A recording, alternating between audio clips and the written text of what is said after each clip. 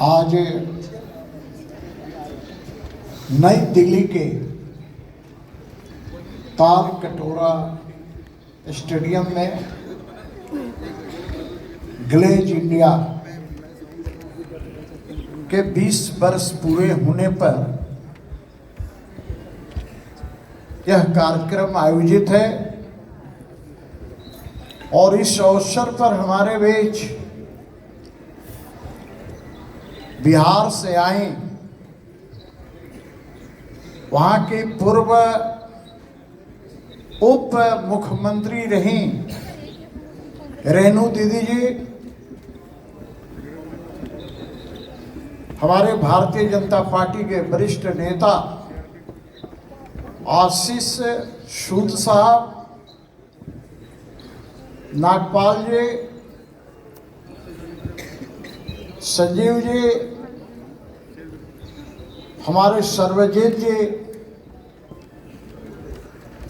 और आप सबों के चहेते कुश जी और इस सभागार में उपस्थित हमारे सभी भाइयों और बहनों, अभी हमारे दीदी ने कई बातों को आपके सामने रखने का काम किया है। यह यात्रा 20 साल की पूरी हो गई। अब मुझे याद नहीं है कि इस यात्रा में मैं कब शामिल हुआ, और मुझे लगता है कि जब मुझे बुलाया तो मैं चले आया। ये तो बहुत छोटा स्टेडियम है और आप सब पूरे देश से प्रतिनिधित्व करने वाले लोग हैं। नहीं तो झारखंड में मैंने देखा हो जिसकी कैपेसिटी 35,000 की हो, उसमें भी कार्यक्रम हुआ है झारखंड के अंदर। Yes sir.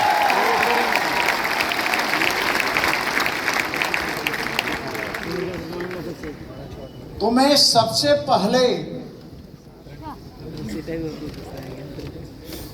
ग्लेज इंडिया को और उससे जुड़े हुए तमाम लोगों को अपनी ओर से शुभकामनाएं प्रेषित करता हूं और यही कहता हूं, कहा गया है कि ये journey of 1000 miles begins from A small step. तो 20 साल पहले जब शुरुआत हुआ होगा, उस समय और आज में बहुत अंतर आया होगा। आप सब स्पष्ट रूप से परिलक्षित हो रहा है। परसों मैं पलामू में था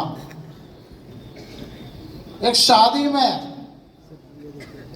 तो परसों रात में मुझे उस शादी में एक सज्जन बैठ हुए, तो उन्होंने कहा कि आपको मैं पहली बार देखा था जब रांची के धुरवा में गायक पवन सिंह आए थे, वो कार्यक्रम हुआ था। भाई मैं तो सबको नहीं पहचान पाता, लेकिन मैं यहाँ भाषण दे रहा हूँ, आप मुझे देख रहे होंगे तो आप तो मुझे पहचान लेंगे, लेकिन मैं आप सबों को नहीं पहचान पाऊंगा भाई, क्योंकि मैं झूठा आश्वासन देने में विश्वास नहीं करता। नहीं तो आजकल राजनीति ऐसी चीज है कि बहुत लोग राजनीति में झूठा आश्वासन देते हैं और लोग उस पर विश्वास भी कर लेते हैं भैया, लेकिन विश्वास नहीं करना। यहाँ तो ग्लेज इंडिया में आए हो भाई, ग्लेज इंडिया पर विश्वास करो, लेकिन राजनीति में कोई झूठा बोलो उस पर कभी विश्वास मत करो, कभी नहीं। नेवर। क्योंकि आजकल ये भी सत्य है कि कड़वा सत्य यह है कि मुंह पर आप सही बात बोल देंगे तो अगला को बुरा लग जाता है। बोलना क्या हकीकत है। इसलिए लोग बोलना पड़ता है। मैं तो एक व्यक्ति थे, बहुत पहले की बात है, मैंने देखा तो उन्होंने पूछा कि क्या हाल बा, बोला ठीक बा। तो बाबूजी के क्या हाल बा, तो बाबूजी तो 20 साल पहले मर गए। अच्छा नहीं, चाचा के। झूठ तो उसको पहचान नहीं रहा, लेकिन बोल रहा है, ऐसा लग रहा है कि कितना घरैया समझ न पाए। ये होता राजनीति में आजकल। इसलिए कभी भी जो परफॉर्म करता है, और इसीलिए कहा गया है कि 100 वक्ता, जैसे मैं बोल रहा हूं वक्ता, 100 वक्ता एक विचारक को पराजित नहीं कर सकता। याद रखिएगा, 100 वक्ता एक विचारक को पराजित नहीं कर सकता। उसी प्रकार से 100 विचारक एक रणनीतिकार को पराजित नहीं कर सकता, और 100 रणनीतिकार एक परफॉर्मर को पराजित नहीं कर सकता। इसलिए बी परफॉर्म, ध्यान रहना चाहिए भैया। हमको परफॉर्म करना है, और आप सबों की भूमिका सेल्समैन की होती है। एक छोटी कहानी बता रहा हूं। आज से 30-35 साल पहले, जब मैं विधायक नहीं था, लगभग 30 साल से तो इधर विधायक ही हूं, उसके पहले मैं विधायक नहीं था, तो भारतीय जनता पार्टी का जयपुर में अधिवेशन हुआ था। वहां हम लोग गए थे, रांची के लोग। एक सज्जन ने कहा कि मुझे जयपुरी रजाई लेनी है। हम लोग 12 लोग चले एक साथ, एक व्यक्ति को जयपुरी रजाई खरीदवाने के लिए एक दुकान में गए। तो भाई सेल्समैनशिप तो यही है,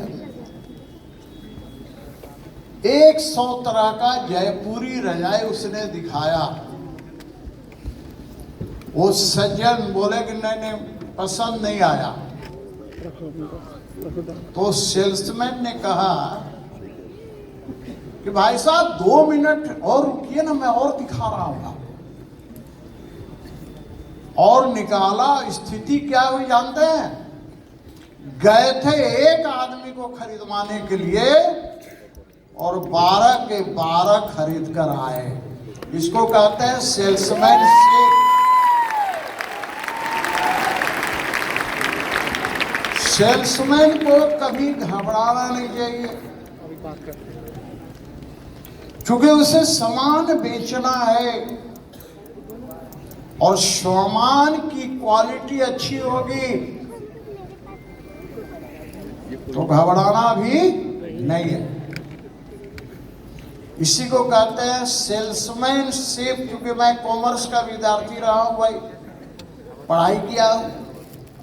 ये अलग विषय कि मैं कोई आज तक दुकान नहीं खोला, कोई व्यापार नहीं किया, घबरा जाता है, राजनीति में ही हूँ। घबरा तो जाता इसीलिए कहा गया है नहीं प्रमोशन होगा कि भाई कठिनाइयां भी आती है, तो कठिनाइयों से जूझते हुए हमें सफलता की ओर पहुंचना है। तो उसके लिए कहा गया है कि यदि मंजिल पर पहुंचना है तो राह के कांटों से मत घबराना। यदि मंजिल पर पहुंचना है तो राह के कांटों से मत घबराना, क्योंकि राह के कांटे ही बढ़ा देते हैं रफ्तार कदमों की। Yes sir. ये तो चलता रहेगा भाई। जिंदगी में संघर्ष के बिना, जिंदगी में संघर्ष आवश्यक है और संघर्ष करके हमें राह बनाना है और उस मंजिल तक पहुंचना है। तो 20 साल ये हो रहा है, तो 20 साल ऐसे थोड़े हो जाता है, कुछ तो